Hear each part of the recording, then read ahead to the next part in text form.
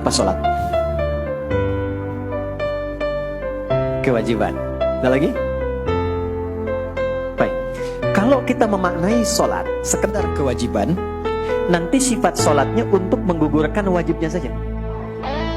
Bahasa gampangnya, yang penting sholat. Mau sholatnya khusyuk, mau tidak, yang penting sholat. Tapi ketika Allah memilihkan kata ini pun, itu bukan hampa makna. Ada makna yang sangat dalam sekali. Baik, teori mengatakan secara logika, orang yang punya koneksi dengan sosok yang punya segala hal, bukankah lebih mudah hidupnya? Maka kalau kita terkoneksi dengan Allah, kita mudah mengakses semua hal yang kita harapkan tadi.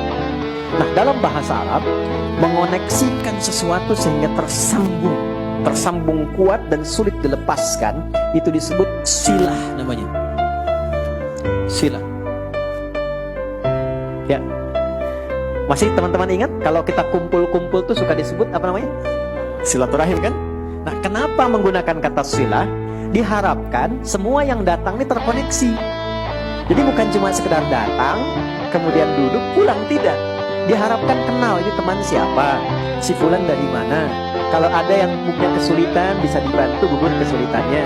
Kalau ada yang gelisah, pulang jadi tenang, pulang saling mendoakan. Itulah yang disebut silah.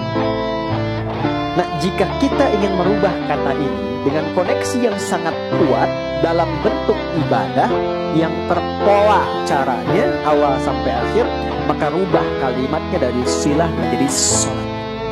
Jadi, maka kenapa ibadahnya disebut dengan sholat? Karena di dalam sholat itu kita dilatih untuk mengoneksikan diri kita dengan Allah, sehingga saat terkoneksi kita ingat Allah dimanapun. Kalau sudah ingat, terjaga oleh Allah. Orang yang kalau minum ingat Allah, tidak mungkin minum minuman yang tidak disukai Allah. Ada orang mabuk baca bismillah? Gak ada.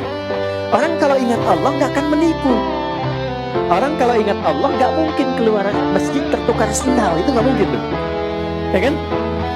Orang kalau ingat Allah gak akan menyakiti, karena ingat. Nah, ini yang dimaksudkan Quran surah ke-20 ayat ke-14. Ini konsep dasarnya ini.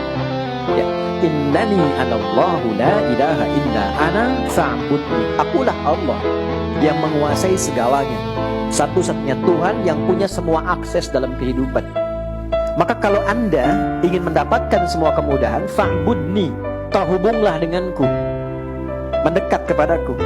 Gimana caranya ya Allah? Wa aqimis shalah, tunaikan salat untuk mengoneksikan dirimu li dzikri, supaya engkau tersambung denganku. Ini dengan Allah. Jelas? Nah, karena itulah dalam salat ketika kita tersambung, kita mengungkapkan semua harapan-harapan kita, termasuk mencurahkan kesulitan-kesulitan kita, sehingga kita meminta solusi. Bukankah dalam salat kita mengatakan iyyaka na'budu wa iyyaka nasta'in? Perhatikan baik-baik. Ini janji yang disampaikan oleh Allah melalui lisan Nabi. Siapapun orang yang sholatnya benar, berniat mengoneksikan dirinya kepada Allah, itu baru baca Al-Fatihah sampai kalimat iyyaka na'budu wa iyyaka nasta'in, dari mulai wudu sampai dengan kalimat itu, perhatikan jawabannya. Hadza baini wa baina 'abdi wa li 'abdi ma sa'al. Ini perjanjian antara aku dengan hambaku. Kalau koneksinya hambaku itu benar kepadaku, tulus dia, maka aku akan kabulkan apapun yang dia minta saat ini. Karena itu, tidak ada satupun, bahkan Nabi dan Rasul yang pernah hidup di bumi, saat punya kesulitan dan meminta sesuatu, mereka umumnya lakukan dalam sholat, dan selalu cepat dikabulkan.